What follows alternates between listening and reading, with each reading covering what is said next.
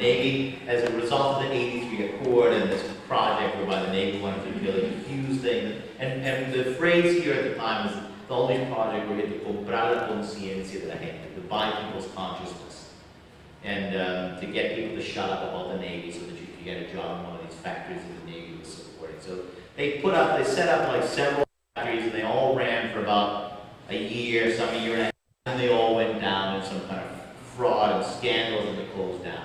Just enough, and sort of try to combine with the other repression. Also, the mayor of Vieques, elected in 1980, was a very pro-Navy candidate, and he was elected on a ticket against the previous mayor from 76 to 78, from 76 to 80, was a PNP, a stateholder, but very, very good Viequense and very staunchly against the Navy presence. His own party branded him a communist, and they wrote on the walls Ralames, which was his name, Comunista. This guy was a pro-stateholder. They called him communist because they knew that was a way of red baiting to get people freaked out and divide the party. So the guy who won was from the other party, who then put together a very pro-Navy platform. And so the government now in Vieques in 1980 is very pro-Navy. The factories are all controlled by this Navy project, so people are forced to shut up because of economic repression. 50% unemployment, so you've got a job, you've got to shut up, or you're going to have to move to Chicago or Brooklyn. Right, or some work in the house. So, the Navy Project is a very good article by a woman named Sarah Bruski, who with other people developed this Institute for Puerto Rican Studies in Washington, D.C. She's at Howard University, and her project about this economic development program is called Ambiguous Uncle Sam, the U.S. Navy as economic provider. And she very neatly describes this whole process and what it was for, and how it was to buy people off, and then how it just all went down the drain. Very well documented. One of the things that's on the bibliography. So by the late 80s, and then into the early 90s, we get the grumblings again. You know, people start to freak out again. It's a story. We're still in this craziness. And also in the early 90s, the end of the Cold War, there's a new world order, but there's a different feeling, and people now can't use this communist thing as much as they could before, because they'd say, if you speak out against the Navy, you must be a pro-Russian or pro-communist. Now it's not that anymore, so people felt a little freer. There was also base closures being discussed by the federal government. So if we're talking about closing the base, that's not so bad anymore. The government's doing it. So people were a little freer up to talk about it. And also in the early 90s, people were more environmentally conscious, and people here who were working on the issues around the Navy, we began to deal more with that issue of the environment, health. And then in the early 92, 93, the Navy has a series of really heavy bombing practices. They dropped napalm, live napalm down the road here in the bombing area, 40,000 pounds of live explosives in a 2-week maneuvers in October of 92. In November of 93, an F-18 fighter jet accidentally dropped 500-pound live bombs about a mile from where we were sitting. Everybody got up that night. It was 9 o'clock on a Sunday night. This guy missed the bombing range by 10 miles. The bombs fell just within the Navy's fence area, just outside the municipal dump. A fraction of a second more, and a lot of people would die. What we were told was this young pilot, he got this story to hit the pickle switch, which is with the military, in his fighter jets, when you're not sure what's happening, you got all this load on you, you're going to need to get rid of all those bombs, so you hit this button and everything falls out. And he dropped it right over here. The Navy never said anything. The mayor asked once, I think she doesn't say anything to the Navy, except people so wonderful. That got people really freaked. And it was around that time that we began to create these sort of ad hoc committees again to sort of try to reorganize. Many people here have been doing sort of individual stuff, the periodic protests. But in '93, in March, there's this committee, sort of ad hoc committee to get the including the base closures thing. faced closures, discussions in Washington. And then in March of '93, we formally organized a committee for the rest of the Republic of Vieques in a local assembly. We tried to announce as much as people can. 100 people come. We were organized a board of directors, and then there have been some revisions and changes. But basically, this committee for the rest of the development of Vieques has been meeting every Wednesday, sometimes more, sometimes a little less, but every Wednesday since then. And you know, it's a very difficult thing. We certainly need to reorganize right now, and that's what's hopefully going to happen soon. But it's really kind of admirable. It's just to think that there are even one person in VA is still struggling here. It's admirable. It's frustrating. It's depressing, but it's life.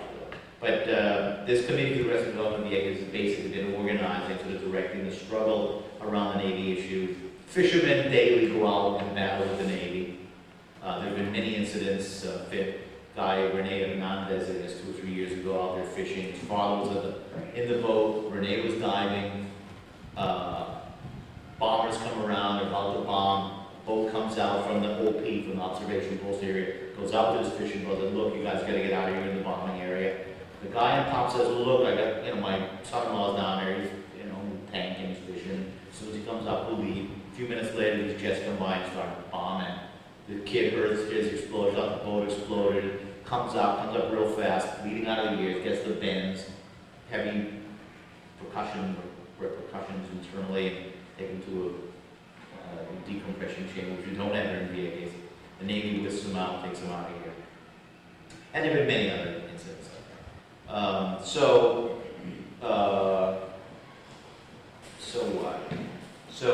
the issues recently have been, again, to try to really push the environmental degradation, the economic problems. The radar is a big issue. It's the newest element of military madness here. Our committee, the Committee for the Rescue and Development of VA, we work around the issue of economic development, at least to try to articulate a position of that sector of the community that sort of thinking in a relatively organized way about the possibilities of a free VA, the economic development of free, sustainable economic development with some agriculture, some fishing, the use of VA's rich archaeological, historical sites, the use of this great facility, the use of the geography of VA's, and economic development, tourism, eco time to tourism and educational tourism. Another really serious hindrance to economic development is the Navy's control of the western end, that large breakwater that you can see out the window if you look carefully. It's on the western end. The Navy, when they came in the 40s, began to build. It's the Second World War. And the Navy, among the initial plans, it's early in the war, it looked like the Germans would invade England, and then so there was a plan to bring the British fleet to Puerto Rico and hide it, at least house it, in this artificial bay that would be created basically by sending a bridge over from Vieques toward Puerto Rico, and from that end in this direction. Well, they started building here. They got out about a mile, and then things changed in the war, and it was like a big scandal because of corruption in the building, U.S. corporations, and we're very corrupt country. But the breakwater stop is now used as a place where the ships come in to offload explosives or pick up explosives. That's the western end of the Vieques is giant. They call it Naval Ammunition Facility. That western end, I'll go back and tell you a little bit more of what happens to remind me. But it's that western end connection. It's that point where that breakwater is over to the main island of Puerto Rico is about 6 miles. The route that people have to use, the Fajardo to the town of Isabel Segundo, is 18 miles. So that's a really serious obstacle to economic development to not have the natural and shortest shipping route. You get a ship boats coming over in 20 minutes, traveling continuously. An incredible impact. I'm sure it's calculable. Someone who's into economics could figure out how much we've lost, by not having access to that route. Combustible, gas, the wear and tear on the boats, the time, how many more tourists, how much more work, how much more materials, how much cheaper things would be for people to have here. So that's a very serious problem. But economic development, we've been working with around these issues to help us to articulate and to know, because we don't have a lot of human and technical resources here at VA. It's a small community. A lot of VA's young people and talent leave VA's. If you're going to go to school, you go to university, you have to split. Most people don't come back because there's nothing to plug into. We lose a lot of local talent. So we've worked with there's a group called ECAR, Economists Allied for Arms Reduction, a UN non-governmental organization based in New York, and they have a group of Nobel Prize-winning economists, including John Kenneth Galbraith and Oscar Arias, the ex-president of Costa Rica, and the founder is Robert Schwartz, whose nephew happens to live in Vieques with a woman from Vieques, and so we got him interested in the issue many years ago, and through ECAR now we have had several projects with MIT and Columbia University's Graduate School of Planning and others who come in with different groups and graduate students who sit, meet with us, meet with people in the community, and develop these articulate proposals.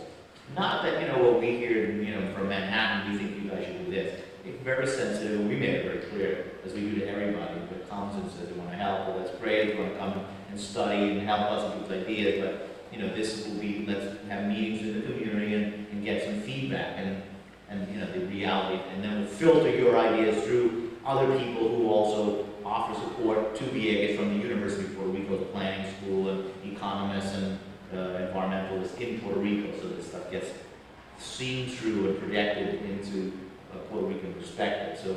So we've had some good stuff, and actually online is the Columbia University stuff. That's pretty interesting documents.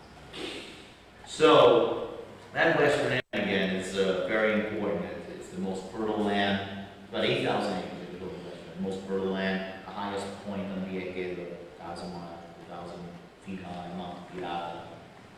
It's the shortest connecting route out to the main island of Puerto Rico. And they basically just use that to store ammunition in about 120 magazines, garage-like structures, some superficial, some built in underground. They store hundreds of thousands of tons of different types of explosives and military artifacts. They dump in some of those most beautiful lagoons in that area. According to federal government, EPA, circular documents, the name of dumping out there in the 60s and 70s, and probably still today, at least in that period, thousands of cubic yards of base wastes, including jet fuels and other stuff. These are lagoons that are very, very important areas for reproduction of endangered species. People constantly are fishing out there, crabbing out there. People are constantly eating that fish and eating this crab. So maybe that's why I'm too crabby. Anyway, and the eastern end of the bombing and maneuvers. They just mentioned that the Navy also rents out Vieques to the tune of about $80 million a year to NATO countries and other U.S. allies to come and bomb. There's a Navy website for Vieques, and they describe, extolling the virtues of the great facilities here that do all the kinds of great maneuvers that anybody would ever want to do. So you can come here to your one-stop shopping. It flashes on their website. It's pretty wild, yeah. So, right, yeah, one-stop shop. It's kind of gross. So, the Walmart of militarization. It's a big, but it's not a, it's a big Walmart. Big Walmart. So, the issues are big. It's a lot of stuff. It's I would just invite you all to, continue to give this thought. Those of you who are looking for thesis topics eventually, or projects for investigation, monographs or whatever, feel free to call us up, email, you can fax your stuff or send your stuff. People want to come back and do some kind of project, a field study, a semester. We obviously can't offer you room and board and that kind of thing, but we can help you find the cheapest possible room and board situations. We can also help to coordinate, moving you around and getting you contacted with people and the materials that might be helpful, that kind of stuff.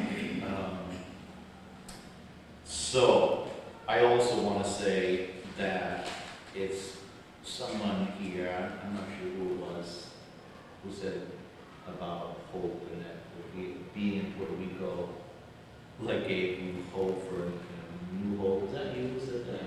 That was pretty nice. Because we kind of lose hope sometimes. So it's nice that this situation, as crazy as it is, can bring some hope. So. Things off that Pedro's stepmother, Mary Francis. She said she runs a women's What's her name? Anyway, that's it. Obviously, that's not it. So, I have no idea what time it is. We're like 3 o'clock or 12, so I've read a lot. So, questions, comments, and then we can go maybe take a look at the museum. Those of you who want to buy some stuff. And while you're doing that, I'll try to go down and make up at least one packet of things. So you can take back and reproduce, and whatever I can, I'll definitely start to prepare, to digitalize you guys. Having them with beaming on for a while. Oh, and also the V, I think, is really significant. Vermont VA case. There may be something in that, bakery or maybe. So, questions or comments? My question is, what has been some of the views in the community for has there been a long-term plan, if or when you guys get maybe what kind of projects for semi-sustainability or sustainability on the island are you guys looking to? And I heard you mention ecotourism, which is a word I've been hearing a lot since the last part of the trip, and I'd like to hear a little more what your definition of ecotourism or what other people's definition is. I would again remind you that there is the Columbia University's Graduate School of Architecture, Planning, and Preservation. I think it's TAPP, might be the call letters on the website, but I'll give you that. And it's online, that project, and it's got a very good synthesis of the communities, at least again from the perspective of those of us in the community who participated with them. There were a lot of people from VAs who participated in the discussions and gave up the information. These people basically just help us articulate in an organized way, and it's online so you can look at it. But it's obvious. It's beautiful here. It's hot all the time. It's got beautiful white sand beaches. It's interesting culture. It's the place where people who live in Vermont, some might want to be in February. And for other people to come, even if they live in other hot places, this is a neat place. It's in the tropics. So tourism is an obvious element in any kind of economic development program for VA now or in the future. And eco kind of idea is to make sure that the tourism is ecologically sensible, that it's tourism that's not, it's also, I don't know about the eco stuff, but when we talk about ecotourism, we basically, the tourism is not going to, no high-rise tourism, low-scale, controllable tourism that's ecologically sensitive, that is also controlled by the community. And in the project, the Columbia University's documents, you'll see the concept of a community land trust, and then the micro lending corporations for investing, or just some way to make sure that there's control over the processes, because nobody wants the Navy out for the Hiltons to come in. That's a very clear and present danger, and everybody is aware of that. Nobody wants one bad guy out to let other bad guys in. And I don't mean to say that the Hiltons are necessarily all bad people. I don't know, but nobody wants the high rises to come in, the beaches to be messed up, the fences to be put up, and then the people of Vieques end up washing dishes and cleaning the toilets, while Hilton and his cousins end up taking all the money out. True. I think it's important that we maybe think about the fact that we're dealing with the central government, though it is not, we're a municipality, and the central government being Puerto Rican government. So a lot of what we want is what we can say, but not necessarily what can actually be, because that government is what's doing the implementation. The Puerto Rican government has been kind of... And they certainly, they are just as bad as the military in terms of You guys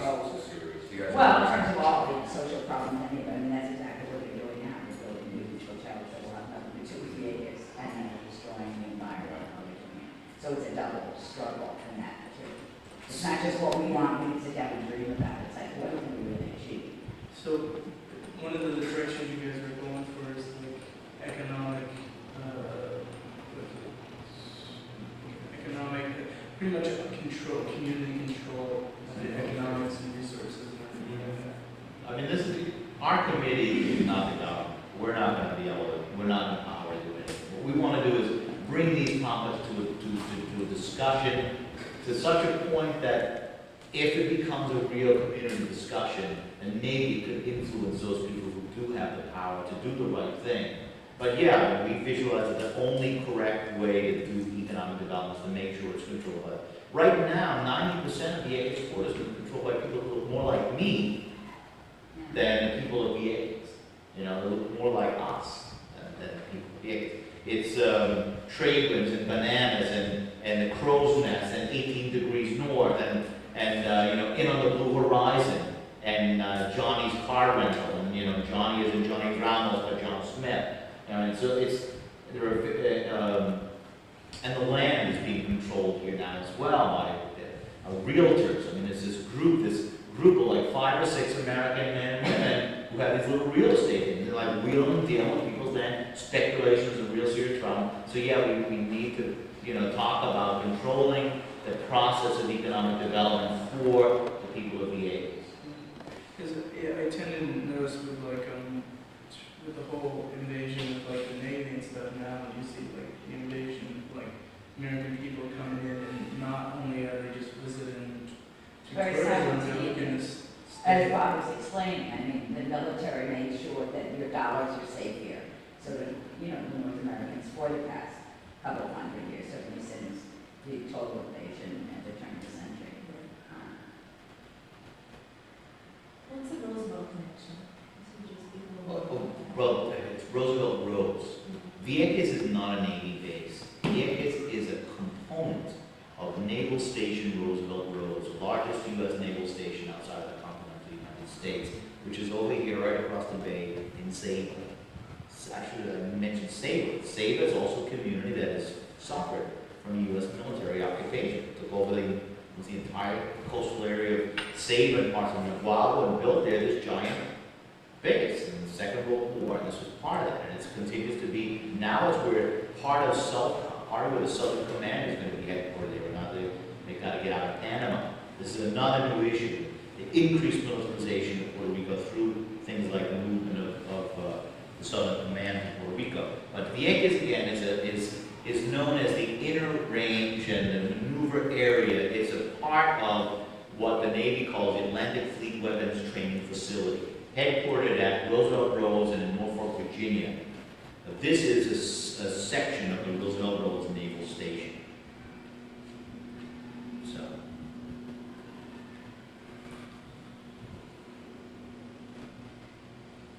any other questions? Anybody hungry? What kind of message would you send for people back in Vermont, what they could do to help make some of these things happen? I did many things. Write letters to your congressman. Write letters to the president. Maybe better, write them to Al Gore. Write them to the House Armed Services Committee. Write letters to the Puerto Rican congressmen. There are 3 Puerto Ricans in the U.S. Congress who are not Congress people for Puerto Rico, but they are Puerto Rican, very sensitive, and they have been very helpful and so expressed constant solidarity with the struggle of Vieques. That's Luis Gutierrez in Chicago, Nidia Velázquez in New York, and Juan Serrano in New York as well. The resident commissioner from Puerto Rico in Washington, Romero Barceló, I wouldn't write him even a get well letter if he got sick. But you would write to, again, whoever you might, as Manuel was telling me that the Democratic Party in Vermont at one time passed a resolution condemning the Navy presence here and saying the Navy should get out. Maybe something like that can be done again. I know that Mel King in Massachusetts did a similar thing in the early 80s. The Massachusetts legislature also and several other progressive community councils and assemblies and legislators throughout the United States did similar things. We need help with a lot of things. We need equipment. We just actually got, thanks to the Military Concert Project, we just got a new computer for our committee. We've been trying to get funding. We submitted several proposals. Again, we're a small, this is about as grassroots as you can get here. We're a small group of people in the community who work on the issues and have time to do like the organizing stuff. So to get funding is a serious issue. So any kind of funding, any kind of equipment, we need a photocopy machine, fax and that kind of stuff. That $1 million would at least keep us running through February. Any kind of donations could be sent to our committee at the Committee for the Rescue and Development of Vieques, Box 1424, Vieques, Puerto Rico 00765. Have you ever applied for Haymarket money? We've certainly seen the Haymarket funding. I'm not sure if they do funding in Puerto Rico, unfortunately, but if you know about that, that's another. Anybody who could help us get in touch with any foundation or works on any foundation. One of the problems we have is who will write the proposal. Again, we're very few people. We can do some of the stuff, but we also need help. We've got a couple of proposals already done. We did one for PDF, the Peace Development Fund, that they're in Amherst, Mass, and we've done others, the smaller foundations in Puerto Rico, and come up with some funding. But the Haymarket would be one we'll look at. I'm a board member on Haymarket, Okay. and the grant proposal is not that hard to write. It's pretty simple. Maybe I'll send you the information on that. Good. I was thinking what I'd like to do is, with the Haymarket grant, I think the grant you're speaking about is for organizations that are outside of the United States. But what I'd like to apply is for a grant for sort of a relationship between Puerto Rico and Vermont, where we would invite activists to come to Vermont, and we can maybe house a forum at the legislative Capitol building, and then we can come and speak to the legislators, federal, state, as well as local activists and church groups. Something I'd like to work with you on that. And Bernie Sanders, who may be familiar with, he's the socialist, independent congressman, sole congressman from Vermont. His chief of staff, Jane Sanders, said that she would make sure that he came to any such hearings. So perhaps we can bring it down to the island. So we'd like to work with you. Well, let's work on that proposal. I definitely think a people-to-people connection is like probably one of the best things we could do. Make people aware. The solidarity issues are really important. We've had a lot of different groups come to meet with our committee, actually. Right in this room, actually, we do this room on several occasions. We had this international delegation for peace and demilitarization last February that came. People from Okinawa, Philippines, Panama, different places in the United States. We've had people from the Kellogg Foundation, fellows who are interested in this type of issue came. We had people recently, the United Council, National Council of Churches of Jesus Christ of the United States, awarded to the people of Vieques their 1998 Human Rights Prize. And in this room, I was here that day, we were here. The ex-president of Guatemala was one of the members. He actually had received the prize a few years ago and gave the prize to one of the members of our committee, and also fishermen, and representatives of the struggle of the people of Vieques. And we've had other groups from different universities and other community organizations in the United States come and learn about it. And it's really, heartening, and it's important. It keeps you running. It charges batteries to know that there is that type of solidarity. And for me as an American, as a U.S. citizen, it's really important because it's our responsibility. This is a U.S. colony, and so I guess I feel like it's a special, responsibility that I never be able to get away from. And I don't want to get away from it. But so it's really important, I think, for other Americans, U.S.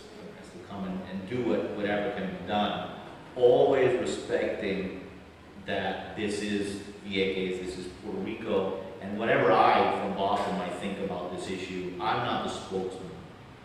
I'm not the president of the committee, and I don't set, you know, I'm not the guy who makes the rules for the city. And I think people have been really considerate about that in coming to Vieques. Have been working with the committee, like I mentioned about the Columbia University. So that is that type of relationship. If that type of relationship happens, then that people to be really powerful. And also, I think last meeting we had last week, one of the things that was said, Liliana Cruz, who teaches Spanish in high school, member of our committee, said, look, we're really at a point where we're about to burst now in our committees. We're really frustrated around this issue of the radar. We had some major demonstrations over the last couple of years. Big demonstrations and very clearly expressed rechazo, rejection of the radar here among the population, and the Navy still does it, and the Puerto Rican government says, okay, you guys do your radar, despite the fact that it's overwhelming, so we don't know what to do, and so she, suggests that we really need to put some pressure on the people that can put pressure on the Navy. That's the Congress, people in Washington, people in the United States. So this is this is not something new. Again, there were U.S. support committees in Puerto Rican communities in the United States in the 70s and early 80s, and worked through Congress people, and but it's got to be redone again. And I guess it's the history of struggles. It's 2 steps back and 3 forward, sometimes 3 forwards or back. What did you say again the cancer rate was here? Well, these are statistics from the health department of Puerto Rico, governmental agency. And actually, different studies, the health department and the University of Puerto Rico's School of Public Health did publish a document last year that created a big scandal. It came out in the national Puerto Rico newspapers, where they said that Vieques had a projected 52% higher cancer case rate for the coming years than all the rest of Puerto Rico. And one of the graphs that show the cancer case rate moving up, the moving up specifically begins like around the early 80s, particularly when we have now the probable effects of the increase in bombing that happened when the Navy stopped bombing in Cuba. So again, we're talking about a very significant higher cancer case rate. And we've had demonstrations, we've a letter writing to get the Puerto Rican legislature to do a study, an epidemiological study. So their answer was to have a health fair, a health carnival here in Vieques about 4, 5, 6 months ago. They brought over a merengue singer for the plaza. They brought over these trailers and did a series of, workshops, health workshops and clinics. Nobody's gotten any results back from any of those clinics. They did all kinds of testing, which is good, that's important, but that was their response, a very sleazy political response to a very serious problem. Because they do not want to, the Puerto Rican government does not want to accept the possibility of having to come up against the Navy, because they love them. They think they can't do no bad, and even if they do, they don't care, because they think it's worth it. If it comes from someone that, comes from the USA, it's got to be good, even if it kills you. This is the support we get from the Puerto Rican government. The leaders in the Puerto Rican government supports the Navy. The current administration, all administrations have. This one to a greater extent because of its ideological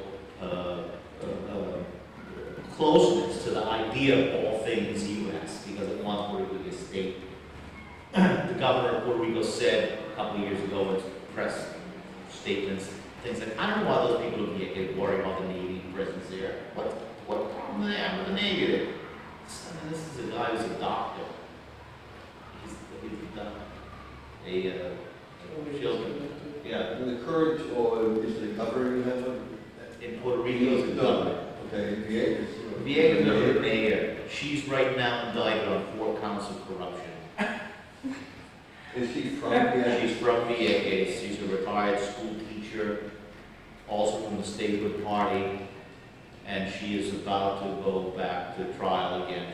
She's out on bail, not been arrested. I mean, she was arrested, and you know, she had to go to jail. They booked her. She had to go to court. They booked her, and she's now the comptroller's report for VA case a few years ago cited multi-million-dollar mismanagement of funding and federal funding. But the only thing she's indicted for now is 4 counts that involve about $100,000, $12,000 for her son's drug rehabilitation, money for her own insurance plan, money for a documentary movie that she had made called Manuela, A Woman for History. That's her, A Woman for Our History. That's her campaign, and then filming the Patron Saint festivals to also use for the campaign. But she's, you know, that's what we have.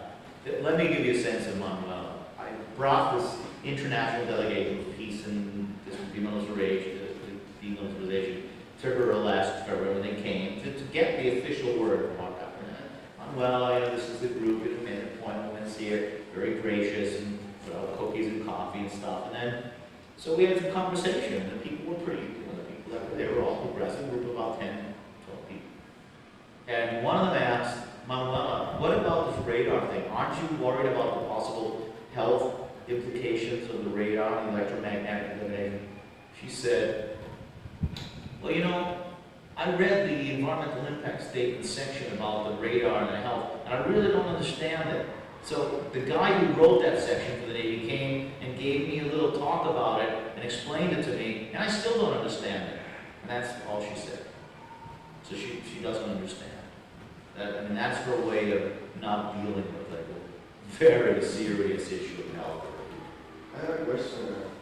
I see that, you know, when you drive around, you know, you see a lot of no radar, and just don't be scared of the imperialism, just, you know, fight for the right. Is there has to be any other violent interaction after the violent interactions that happened, let's say in the 80s? Or?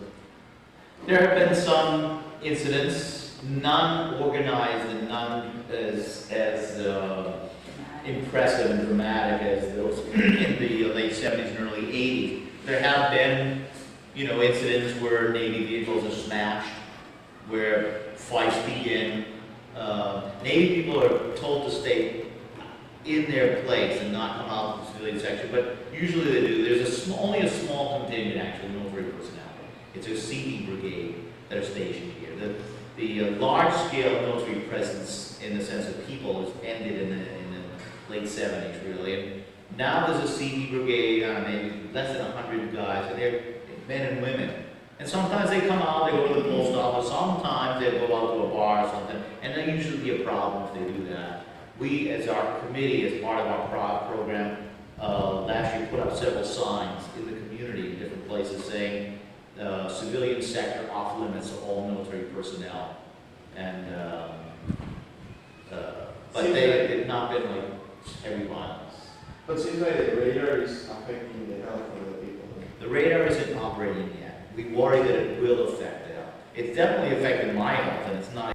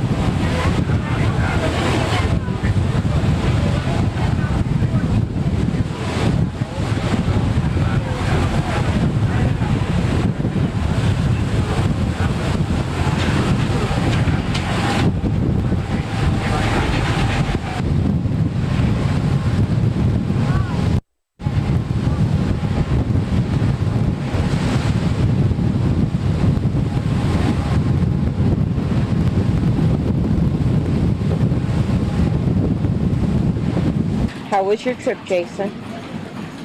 It was great. ¿Cómo estaba?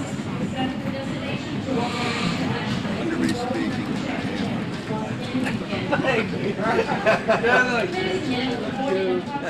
like,